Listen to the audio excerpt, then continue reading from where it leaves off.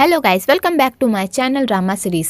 Episode 4 तक की कहानी आपको पिछले वीडियो में बता चुकी हूँ, जिसका लिंक आपको मेरे वीडियो सेक्शन में मिल जाएगा। पिछले एपिसोड में हमने देखा था कि अम्मा एक जादूगरनी से मिलकर वोंग द्वारा धरती लोक का दरवाजा खुलवाती है और ली लैन को उस दरवाजे के उस पार आने को कहती है। तो लैंग भी ली लैन का साथ देता है और कहता है तुम इस दरवाजे के उस पार जाओ और इन भूतों को मैं देख लूंगा। आगे लैंग उन भूतों से लड़ने की पूरी कोशिश करता है, पर उन भूतों से लैंग हार जाता है और जमीन पर गिर जाता है। जब ली लैन लैंग की ऐसी हालत देखती है तो वो दरवाजे के बाहर नहीं जाती और उन भूतों से लड़ने लगती है, लेकिन ली लैन भी उन भूतों से हार जाती है और वो भूत ली लैन पर हावी होने लगते हैं कि तभी लैंग आकर ली लैन की जान बचा लेता है और वो लोग इसी चक्कर में धरती लोक पर नहीं जा पाते। आगे लैंग को बहुत ज्यादा चोट लग जाती है तो ली लैन लैंग के चोटों का इलाज करती है और लैंग को पूरी तरह ठीक कर देती है। तो लैंग ली लैन के हाथों में इतना बड़ा चमत्कार देखकर पूरी तरह हैरान होता है और कहता है अब तो मैं पूरी तरह ठीक हो गया, बिल्कुल पहले जैसे। तुमने आखिरकार ये सब कहाँ से सीखा? तो ली लैन कहती है जब भी वोंग को चोट लग जाती थी या उसका हाथ मुड़ जाता था तो अम्मा इसी तरह ठीक करती थी। आगे लैंग कहता है हमारे पास तियान के खिलाफ सबूत है, बस हमें उस आदमी का पता चल जाए जिस आदमी की वजह से तियान इतनी अच्छी लाइफ जी रहा है। तो ली लैन कहती है काश मैं उस आदमी का चेहरा देख पाती। तो लैंग ली लैन का हाथ देखकर कहता है तुम्हारे पास अब ज्यादा टाइम नहीं बचा हुआ है, इसलिए हमें जो करना होगा जल्दी करना होगा, लेकिन तुम मुझ पर भरोसा करो, मैं तुम्हें सही सलामत धरती लोक पर लेकर जाऊंगा और तुम अपनी फैमिली के साथ एक खुशहाल लाइफ जियोगी, ये मेरा तुमसे वादा है। इधर ली लैन के पापा और बाई उस गली में छानबीन करते हैं, लेकिन उन्हें वहाँ पर भी कोई सबूत नहीं मिलता। तो ली लैन के पापा सैड हो जाते हैं और कहते हैं मैं ना ही एक अच्छा पति बन पाया और ना ही एक अच्छा बाप। जब ली लैन की माँ की मौत हुई थी तब मैं व्यापार करने में बिजी था और मैंने ली लैन की माँ को टाइम नहीं दिया, जिस वजह से वो हमें छोड़कर चली गई। और इसी तरह मैंने अपनी बेटी को भी टाइम नहीं दिया, जिस वजह से उसकी ऐसी हालत हो गई और उसे मेरी ही वजह से उस भूत से शादी करनी पड़ रही है। मैं सच में एक अच्छा बाप नहीं हूँ। तो बाई कहता है आप अपने आप को दोष क्यों दे रहे हैं, आप सच में एक अच्छे पापा और एक अच्छे पति। मैंने आपको अपने सारे फर्ज निभाते हुए देखा है, इसलिए खुद को कसूरवार मत ठहराइए अंकल। आगे ली लैन के पापा अकेले ही छानबीन करने लगते हैं कि तभी उन्हें वो रुमाल मिलता है जिसे ली लैन को जहर दिया गया होता है। तो ली लैन के पापा उस रुमाल को देखकर पूरी तरह शॉक्ड हो जाते हैं। इधर तियान सोया हुआ रहता है कि तभी तियान को उस राक्षस की आवाज सुनाई देती है। तो तियान उठ जाता है और कागज के पास जाकर खड़ा हो जाता है। तो वो शैतान तियान को कहता है तुमने इस महीने की रिश्वत बहुत ही कम भेजी है, तुम्हारी हिम्मत कैसे हुई मुझे धोखा देने की? तो तियान कहता है आप क्या कह रहे हैं, मुझे कुछ समझ में नहीं आ रहा, मैंने तो आपको पूरे काले मोती भेजे थे, फिर ये कैसे हो सकता है? तो वो राक्षस कहता है तुम्हें क्या लगता है कि मैं झूठ बोल रहा हूँ? और वो राक्षस तियान पर हमला कर देता है और उसे मारने की भी कोशिश करता है। तो तियान उस राक्षस से माफी मांगता है और कहता है प्लीज मुझे एक मौका दे दीजिए, आइंदा से ऐसी गलती नहीं होगी। तो वो राक्षस शांत हो जाता है। तो तियान उसी पेपर पर राक्षस को लेटर लिखता है और कहता है मुझे समझने के लिए थैंक्स, आइंदा से मैं ऐसी गलती नहीं करूंगा। तो वो लिखे हुए सारे लेटर्स अपने आप गायब हो जाते हैं। तो लैंग ये सब देख लेता है और उसे समझ में आ जाता है कि तियान उस राक्षस से इसी तरह बात करता है। दूसरी तरफ ली लैन के पापा अम्मा को वो रुमाल दिखाते हैं। तो अम्मा कहती है ये रुमाल तो लिम परिवार का नहीं है, लेकिन ये रुमाल लिम परिवार के नौकरों का है, क्योंकि मैंने उन्हें ही ये रुमाल यूज करते हुए देखा था। हमें लिम परिवार के नौकरों से पूछना चाहिए, शायद उन्हें ली लैन के बारे में कुछ पता हो। तो ली लैन के पापा कहते हैं मैं लिम परिवार से मिलने जा रहा हूँ और वहीं जाकर इस रुमाल की जाँच पड़ताल करूँगा। तो अम्मा कहती है मैं भी आपके साथ जाऊँगी। तो वोंग कहता है मैं भी आपके साथ जाऊँगा। तो अम्मा कहती है वोंग तुम्हारी तबीयत ठीक नहीं है, तुम घर पर रहो, और अगर हम सब वहाँ पर चले जाएंगे फिर ली लैन का ख्याल कौन रखेगा, इसलिए तुम घर पर रहो और अपनी तबीयत का भी ख्याल रखो और ली लैन का भी, ठीक है? तो वोंग कहता है ठीक है। आगे वोंग ली लैन की ऐसी हालत देखकर सैड होता है और कहता है जब ली लैन छोटी थी तब से मैंने ली लैन को देखा है, इसे मैंने अपनी गोदी में खिलाया है और इसे पाला पोसा है, लेकिन मुझे नहीं पता था कि एक दिन इसकी हालत ऐसी हो जाएगी कि मैं इसकी आवाज सुनने के लिए तरसूंगा। मुझे लगता है कि ये अभी उठेगी और कहेगी अंकल आपने मेरे लिए खाना बनाया। पता नहीं वो दिन कब आएगा जब ली लैन अपनी आंखें खोलेगी और हमारे साथ हंसी खुशी रहेगी। तो अम्मा कहती है तुम टेंशन मत लो, लीलैन जल्दी ठीक हो जाएगी। आगे तियान लीलैन को अपने पास बुलाता है और कहता है आज तुम दिन भर कहाँ थी, मुझे दिखी नहीं। तो लीलैन कहती है तुम भोज में बिजी थे और मेरे पास यहाँ पर कुछ करने को भी नहीं है, तो मैं अपने कमरे में ही थी। तो तियान कहता है मुझे लगा कि तुम महल से बाहर गई थी। तो लीलैन कहती है मैं महल से बाहर कैसे जा सकती हूँ, तुमने ही तो कहा है महल के बाहर बहुत सारे राक्षस हैं जो कभी भी मुझ पर अटैक कर सकते हैं। तो तियान कहता है मैंने तुमसे कहा था ना कि बाहर राक्षस है, लेकिन तुम अगर मेरी भूतिया दासी को अपने साथ ले जाओगी तो वो राक्षस तुम्हारा कुछ भी नहीं बिगाड़ेंगे। इसलिए अगर तुम महल से बाहर जाना चाहती हो तो मेरी भूतिया दासी को अपने साथ लेकर जाना, ठीक है। कि तभी दो राक्षस एक राक्षस को लेकर आते हैं। तो तियान लीलैन को सुनाकर कहता है इस बंदे ने मुझे धोखा देने की कोशिश की है और जो कोई भी मुझे धोखा देता है उसका अंजाम बहुत ही बुरा होता है। तो लीलैन कहती है प्लीज रुक जाओ, क्या तुम उस राक्षस पर रहम नहीं कर सकते। तो तियान लीलैन को कहता है मैं तुम्हें अपनी बचपन की एक बात बताता हूँ, मैं और बाई हमेशा शतरंज खेलते थे और मैं हमेशा बाई से जीतता था। तो बेचारा बाई हारने के बाद सैड हो जाता था, तो मुझे बाई की ऐसी हालत देखी नहीं जाती थी। तो एक दिन मैंने डिसाइड किया कि एक बार मैं बाई को भी जीतने दूंगा और मैंने उस पर दया दिखाई और उसे एक बार जीतने दिया। तो तुम्हें पता है इसके बाद क्या हुआ। इसके बाद पापा ने मुझे डांटा और कहा देखो बाई प्रोग्रेस कर रहा है लेकिन तुम वहीं के वहीं हो, क्या तुम बाई से कुछ अच्छे मैनर्स नहीं सीख सकते। मैंने जानबूझकर बाई को जितवाया लेकिन इसका परिणाम मुझे क्या मिला, गालियां और ताने। और मैंने उसी दिन से डिसाइड कर लिया कि आज के बाद मैं किसी पर भी दया नहीं करूंगा। और तियान लीलैन के सामने उस राक्षस के 2 टुकड़े कर देता है। तो बेचारी लीलैन ये सब देखकर पूरी तरह शॉक्ड हो जाती है। इधर तियान की मम्मी जल्दबाजी में तियान के लिए वो सारे लाल किताब जलाती है जिसकी तियान को जरूरत होती है और कहती है बेटा अब तो तुम खुश होगे ना। बेटा मैं चाहती हूँ कि तुम अपनी लाइफ आराम से जियो और मैं तुम्हारे लिए वो सब करूंगी जिसकी तुम्हें जरूरत है, इसलिए तुम किसी बात की भी चिंता मत करना। कि तभी उधर से इजाबेल आती है और मैडम लिम को कहती है आंटी आप ठीक है ना। तो मैडम लिम कहती है हाँ मैं ठीक हूँ, जब तक मेरा बेटा ठीक रहेगा तब तक मैं भी ठीक रहूंगी। और मैडम लिम ये कहकर स्माइल करती है। तो इजाबेल को उनकी हरकतें समझ में नहीं आती। आगे लीलैन लैंग को तियान की हरकतें बताती है और कहती है मुझे ऐसा लग रहा है कि तियान मुझे धमकी दे रहा है, अगर मैंने उसे धोखा दिया तो वो भी मेरा ऐसा ही अंजाम करेगा। तो लैंग कहता है ये तियान का बच्चा तो बहुत ही क्रूर निकला, लेकिन तुम टेंशन मत लो, मुझे एक रास्ता मिल गया है उस जज को पकड़ने का। तो लीलैन कहती है कौन सा रास्ता। तो लैंग कहता है मैंने तियान को उन ऑफिसरों से बात करते हुए देखा था। तियान एक पेपर के जरिए उन ऑफिसरों से बात करता है और हम लोग उन्हीं पेपर्स का इस्तेमाल करके उन सारे ऑफिसरों को बुलाएंगे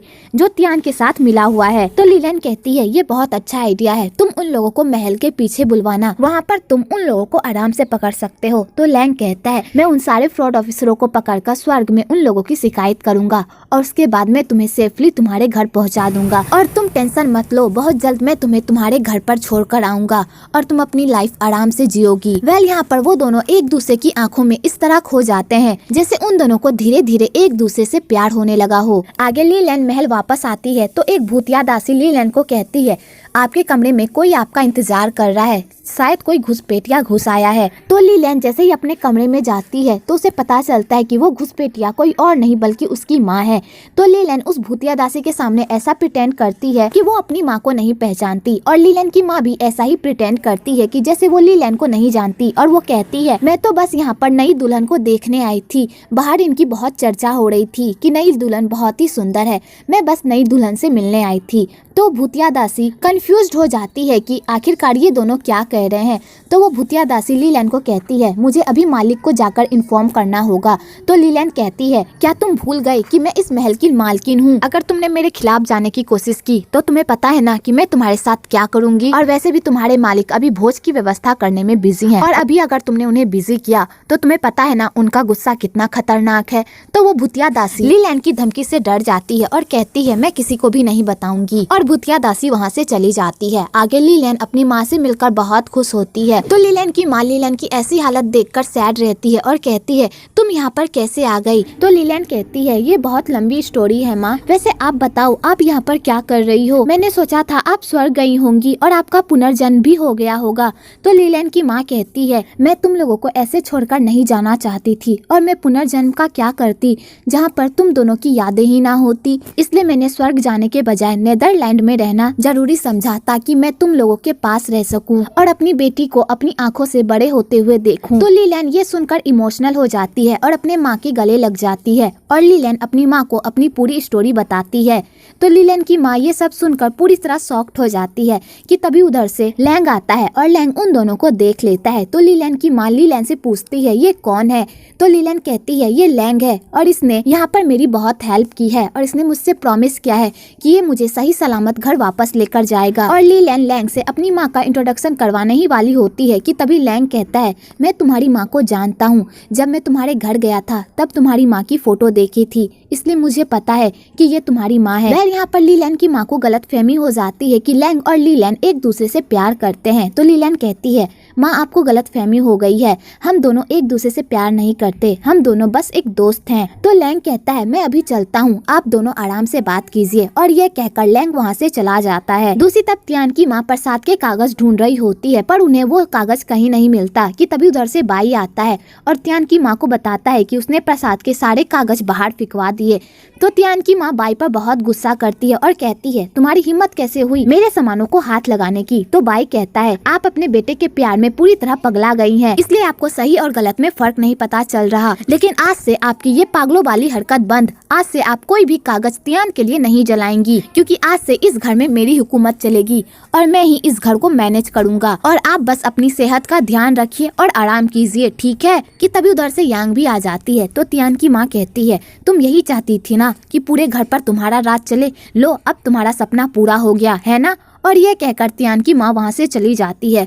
तो बेचारी यांग बिना किसी गलती के ही डांट खा जाती है। इधर लीलैन की माँ लीलैन को उसकी बचपन की सारी बातें बताती है और उसके पापा के कारनामों के बारे में भी बताती है। तो लीलैन अपने पापा के कारनामों को सुनकर बहुत हंसती है। आगे तियान घर से कुछ देर के लिए बाहर जाता है तो लीलैन इसी मौके का फायदा उठाकर तियान के रूम में जाती है और उस कलम और पेपर के जरिए उस राक्षस को मैसेज भिजवाती है कि वो उनसे स्टोर रूम में मिलना चाहती है। कि तभी लीलैन की माँ लीलैन को बताती है कि तियान घर आ चुका है, इसलिए जल्दी से उसके रूम से बाहर निकलो, अगर उसने तुम्हें इस रूम में देख लिया तो बहुत बड़ा बवाल हो जाएगा। तो लीलैन कहती है माँ आप यहाँ से पहले निकलो, अगर उसने आपको यहाँ पर देख लिया तो बहुत बड़ा बवाल हो जाएगा, आप यहाँ से पहले निकलो, मैं यहाँ से निकल जाऊंगी। और लीलैन की माँ वहाँ से निकल जाती है। दूसरी तरफ यान तियान के लिए प्रसाद के कागज बनाती है। तो बाई कहता है तुम तियान के लिए प्रसाद के कागज बना रही हो, लेकिन क्यों? तो यान कहती है बाई तुमने प्रसाद के कागज फेंककर बहुत बड़ी गलती की है, तुम्हें पता है ना तियान की माँ तियान से कितना प्यार करती है और ऊपर से तुमने माँ के प्यार को उनका पागलपन भी कहा। तुम्हें पता है ना उन्होंने अभी अभी अपना बेटा खोया है और वो इस सदमे से बाहर नहीं निकल पाई है और ऊपर से तुमने उन्हें खरी खोटी सुना दी और तुमने माँ को पागल भी कहा। तुम्हें पता है माँ को इस बात का कितना बुरा लगा होगा। तुम्हें पता है ना तियान की मॉम तुमसे कितना नफरत करती है, तुम उनके लिए चाहे कुछ भी कर लो, उनका दिल तुम्हारे लिए कभी भी नहीं पिघलेगा। और मैंने माँ के हाथों ये सब इसलिए बंद करवाया ताकि वो अपनी सेहत का ख्याल रख सके। उन्होंने इस चक्कर में अपनी सेहत का जरा सा भी ख्याल नहीं रखा, बस तियान के पीछे उनके लिए प्रसाद जलाती रहती हैं। तो यान कहती है तुमने माँ को कहा कि तुम आज से इस घर के मालिक हो और तुम ही आज से इस घर को संभालोगे, तो तुम्हें क्या लगता है तुम माँ की तरह इस घर को संभाल पाओगे? तुम माँ की तरह इस घर के नौकरों को संभाल पाओगे, किचन को संभाल पाओगे? क्या तुम उनकी तरह पार्टी ऑर्गेनाइज कर पाओगे, गेस्ट को संभाल पाओगे? बिल्कुल भी नहीं। माँ ने जिस तरह इस घर को संभाला है इस घर को कोई भी नहीं संभाल सकता। हमें लगता है कि माँ हम पर स्ट्रिक्ट हैं, पर ऐसा कुछ भी नहीं है।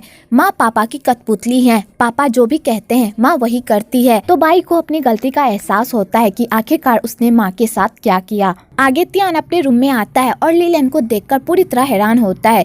तो तियान लीलैन से पूछता है तुम यहाँ पर क्या कर रही हो? तो लीलैन बहाना बना देती है और कहती है मुझे समझ में नहीं आ रहा था कि आज रात पार्टी में मैं क्या पहनूं, इसलिए मैं तुम्हारी हेल्प मांगने आई हूँ। तो तियान कहता है ओ ऐसी बात है, तो फिर आज तुम मेरे पसंद के कपड़े पहनो, इस कपड़े में तुम बहुत ही अच्छी लगोगी। और तियान लीलैन के साथ फ्लर्ट करने लगता है। दूसरी तरफ लैंग और लीलैन की माँ ये सब देख रहे होते हैं। तो लैंग को बिल्कुल पसंद नहीं आता कि तियान लीलैन को छुए, पर बेचारे लैंग को मजबूरन ये सब देखना पड़ता है। दूसरी तरफ लीलैन के पापा और बाई मिलकर सारे नौकरों से पूछताछ करते हैं कि ये रुमाल किसका है। तो उन सारे नौकरों में से एक भी नौकर अपना मुंह नहीं खोलता और कहता है मुझे नहीं पता कि ये रुमाल किसका है। तो बाई कहता है ठीक है, अगर तुम लोग मुझे कुछ भी नहीं बताओगे तो मैं तुम सबके रूम की तलाशी लूंगा। आगे बाई सबके रूम की तलाशी लेता है। तो हेड नौकर कहता है मालिक आप लोग हम पर गलत इल्जाम लगा रहे हैं, हम लोगों ने लीलैन के साथ कुछ भी नहीं किया है। तो उन सब में एक नौकरानी बहुत ही डरी हुई होती है, जैसे कि उसने कोई कांड किया हो। तो वो नौकरानी नौकरों के भीड़ से निकलकर अपने रूम में जाती है और अपने रूम से एक सामान को छुपाती है कि तभी वहाँ पर बाई आ जाता है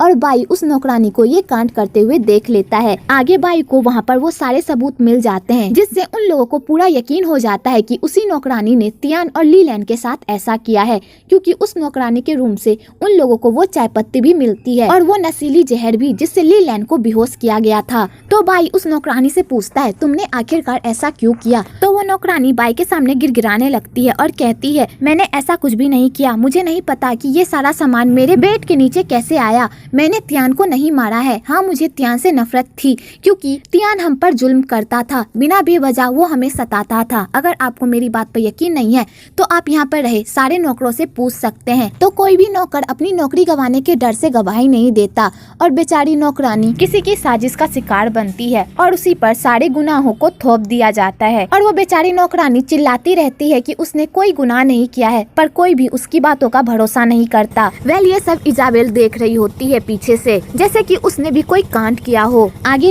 लीलैंड को खूब डांटता है उसकी ऐसी हरकत के लिए और कहता है, तुम्हें पता है ना कि तियान कितना खतरनाक है, और मैंने तुमसे ये भी कहा था कि हम दोनों मिलकर ये काम करेंगे, लेकिन फिर भी तुम उसके कमरे में अकेली चली गई। क्या तुम्हें जरा सी भी अपनी फिक्र नहीं है? मैंने तुमसे प्रॉमिस किया है ना कि मैं तुम्हें सही सलामत तुम्हारे घर पहुंचाऊंगा, लेकिन फिर भी तुमने मेरी बात नहीं मानी। तो लीलैंड कहती है, लेकिन कुछ हुआ तो नहीं ना, मैं बस चाहती हूँ ये सब जल्दी से खत्म हो जाए। तो लैंग कहता है, आज तुमने जो किया आइंदा से मत करना, ठीक है?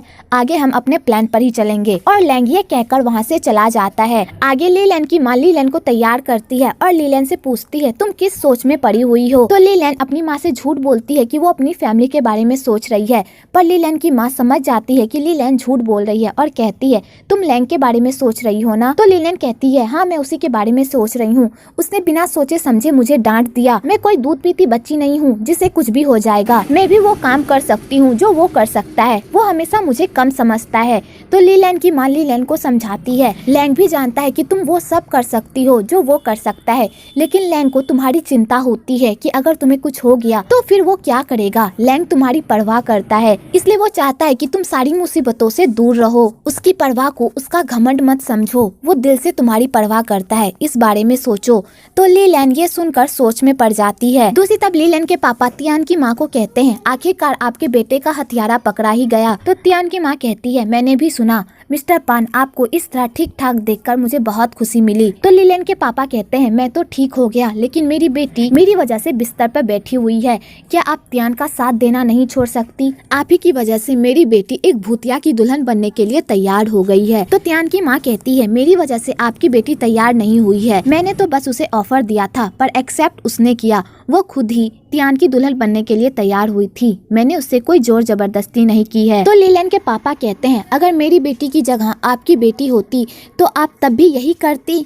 क्या आप ये सब करना बंद नहीं कर सकती? तो तियान की माँ कहती है, ये सब मैं अपने बेटे की खुशी के लिए कर रही हूँ, ताकि मेरा बेटा आराम से अपनी लाइफ जी सके। अगर आप मेरी जगह होते तो क्या आप नहीं चाहते कि आपका बच्चा जहाँ भी हो वो खुश रहे और उसे दुनिया की सारी खुशियाँ मिले? तो लीलैंड के पापा ये सुनकर चुप हो जाते हैं। इधर लीलैंड तियान के साथ पार्टी में जाती है, तो उस पार्टी में सारे लोग अपने मुँह पर मास्क लगाए हुए होते हैं, जिस वजह से तियान किसी भी ऑफिसर का चेहरा नहीं देख पाती। और उस पार्टी में लैंग भी होता है मास्क पहने हुए। आगे तियान सबके सामने लीलैंड का इंट्रोडक्शन करवाता है और कहता है, ये मेरी होने वाली वाइफ है, सुंदर है ना? और तियान लीलैंड को सबके सामने किस कर लेता है। तो लैंग जब ये सब देखता है तो बेचारे का खून खौल उठता है, पर बेचारा कुछ कर भी तो नहीं पाता। इधर भाई रो रहा होता है और लीलैंड की ऐसी हालत का जिम्मेदार खुद को मानता है कि तभी उधर से इजाबेल आती है और बाई को संभालती है। आगे लीलैंड के पापा और अम्मा घर आते हैं तो वो देखते हैं कि वोंग पहले से ही मर चुका है। तो वो लोग वोंग ऐसी हालत देखकर खूब रोते हैं और वो लोग सोचते हैं वोंग इतनी जल्दी क्यों चला गया। आगे लीलैंड लैंग से मिलती है और कहती है, यहाँ पर सबने मुखौटे पहने हुए हैं, हम कैसे पहचानेंगे कि कौन यहाँ का सरदार है? तो लैंग कहता है, उसने तुम्हें किस किया ना? तो लीलैंड कहती है, हाँ। तो लैंग कहता है, तुमने फिर उसे रोका क्यों नहीं? तो लीलन कहती है मैं उसे कैसे रोक सकती थी और मेरे पास कोई चॉइस भी नहीं थी। तो लैंग कहता है ओ ऐसी बात है। कि तभी लीलन की नजर उसी बंदे पर पड़ती है जिसने हरे जूते पहने हुए होते हैं। तो लीलन लैंग को कहती है वो रहा बंदा जिसे त्यान घूस देता है। तो लैंग कहता है मैं उस बंदे का पीछा करता हूँ, तुम त्यान के पास रहो। तो लीलन त्यान के पास चली जाती है और लैंग उस बंदे का पीछा करता है। दूसरी तरफ यान त्यान के लिए प्रसाद के कागज जलाती है और त्यान की माँ यान को ये सब करते हुए देख लेती है। तो त्यान की माँ यान से पूछती है तुम ये सब क्यों कर रही हो। तो यान कहती है मुझे पता है माँ, प्रसाद के कागज जलाए बिना आपको नींद नहीं आती, इसलिए इसे मैं जला रही हूँ ताकि आप चैन की नींद सो सके। तो त्यान की माँ कहती है मुझे लगता था कि तुम मुझसे नफरत करती हो, इसलिए मैं तुमसे अच्छे से बात नहीं करती थी और हमेशा तुम्हें फटकारती रहती थी। तो यान कहती है मैं आपसे नफरत कैसे कर सकती हूँ, जब मेरी माँ मर गई थी तब आपने मुझे अपनाया था क्योंकि मेरी माँ ने मुझे आपको सौंपा था, तो फिर मैं आपसे नफरत कैसे कर सकती हूँ। मैंने हमेशा आपको अपनी माँ माना है, चाहे आप मुझे कितना ही धुतकारती क्यों ना रहे, फिर भी मैं आपको अपनी माँ ही मानूंगी। तो त्यान की माँ ये सुनकर इमोशनल हो जाती है और कहती है मैंने सच में त्यान की परवरिश अच्छी नहीं की।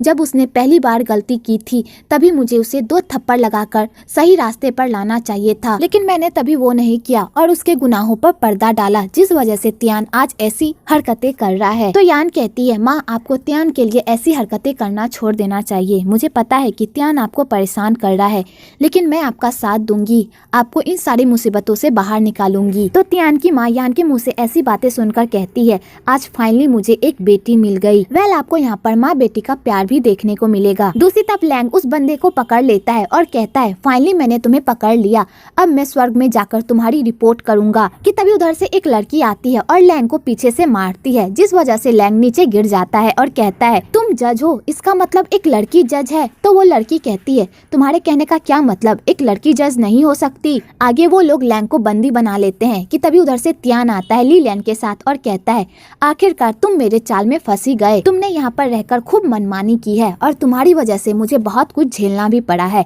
अब तुम्हारी बारी है। और त्यान लीलैंड से पूछता है क्या तुम इस लड़के को जानती हो। तो लीलैंड झूठ बोलती है और कहती है मैं इस बंदे को नहीं जानती। तो त्यान को लीलैंड की बातों पर भरोसा नहीं होता और वो फिर से लीलैंड से सवाल पूछने ही वाला होता है। कि तभी लैंग लीलैंड को बचाने के लिए कहता है मैंने तुम्हारे बारे में जितना सुना था तुम उतने क्रूर नहीं हो, तुम तो एक नंबर के डरपोक हो। तो त्यान को लैंग पर बहुत गुस्सा आता है और त्यान लैंग को एक घूसा मारता है। तो लीलैंड कहती है मैं इस इंसान को नहीं जानती। तो त्यान कहता है फिर ठीक है यहाँ से जाओ।